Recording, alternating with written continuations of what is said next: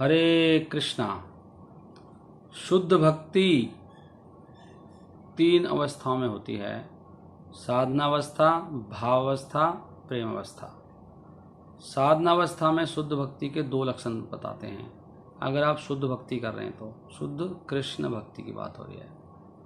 क्या है? क्लेश अग्नि और शुभदा, सारे क्लेश खत्म और सब शुभ शुभ होना शुरू। सारे शुभ गुण, दिव्य गुण आपके शरीर में प्रवेश कर जाएंगे साधना अवस्था में।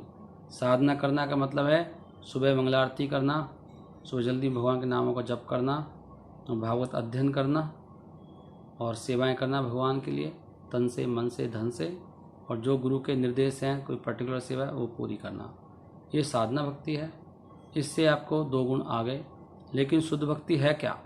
शुद्ध भक्ति है कि जिसमें केवल कृष्ण की प्रसन्नता का विचार करा जाए जैसे कृष्ण चाहते हैं, और अपनी प्रसन्नता के बारे में कोई ध्यान ना दिया जाए, अपना भोग के बारे में ना सोचा जाए, और अपने अगर सेवा में कोई कष्ट आ रहा है आएगा तो उसके बारे में भी कोई चिंता ना हो।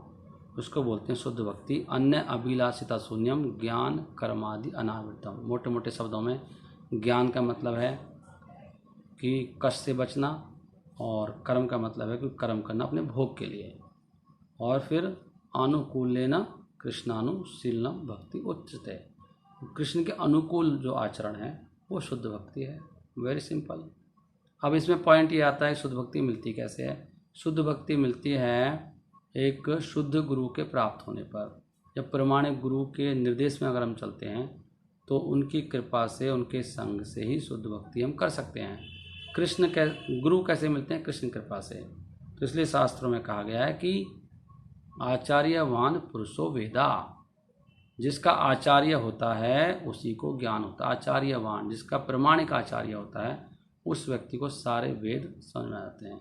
एक और बहुत सुंदर श्लोक है जिसमें बता रहे हैं जिसकी अनन्य भक्ति जैसी कृष्ण में है ऐसी गुरु में भी हो जाए। दोनों में होनी चाहिए। ज़्यादातर संसार में 2 तरह के लोग हैं, या तो गुरु के भक्त हैं या खाली भगवान के। जो भगवान के भक्त हैं उनका गुरु नहीं होता, जो गुरु के भक्त हैं भगवान नहीं होते। गुरु को भगवान मान लेते हैं। लेकिन शास्त्र कह रहे हैं जिनकी दोनों हो, यस्य देवे पराभक्ति, जैसकी देव में पराभक्ति है, परम भक्ति, अन्य भक्ति, भौतिक नहीं, और यथा देवे तथा गुरु, जैसी भक्ति देव में है, कृष्ण में, ऐसी गुरु में हो जाए। तस्य ही एते कथिता अर्था, तस्य ही एते कथिता अर्था।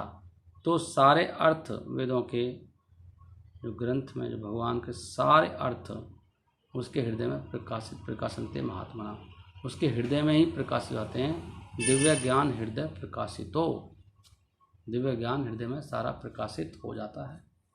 तो गुरु की कृपा के बिना कुछ नहीं होता है। तो गुरु भी, लेकिन गुरु भी होने चाहिए और भगवान भी होने चाहिए। तो गुरु, साधु, शास्त्र। शास्त्र मतलब भगवान की वाणी, और साधु हैं पहले पूर्ववर्ती आचार्य और वर्तमान गुरु। इन तीनों की एक ही बात मिलनी चाहिए, दैट इज़ कॉल्ड प्रमाणिक परंपरा।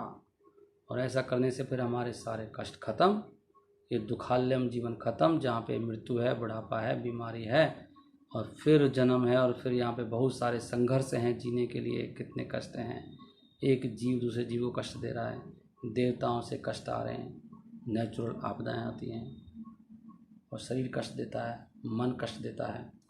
तो यहाँ पे नाना प्रकार के जंजाल हैं। लोग सड़ रहे हैं हॉस्पिटल्स में, जेलों में, बीमारियों में, और मानसिक चिंताओं में, डिप्रेशन में।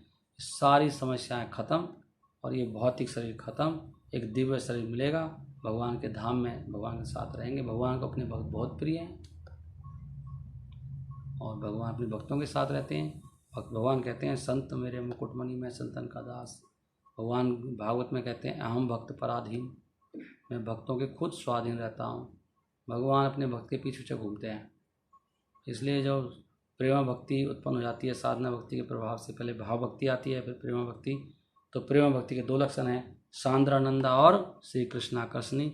श्री कृष्ण आकर्षित हो जाते हैं प्रेम भक्ति से, और भक्त परम आनंद की अवस्था में पहुँच जाता है, जहाँ पे प्रीति पदम पूर्ण अमृत आस्वादनम, हर क्षण पूर्ण अमृत का आस्वादन करता है, और आनंद का सागर में उसको मिल जाता है जो भी बढ़ता रहता है। आनंद अम्बुधि वर्धनम। हरे कृष्णा।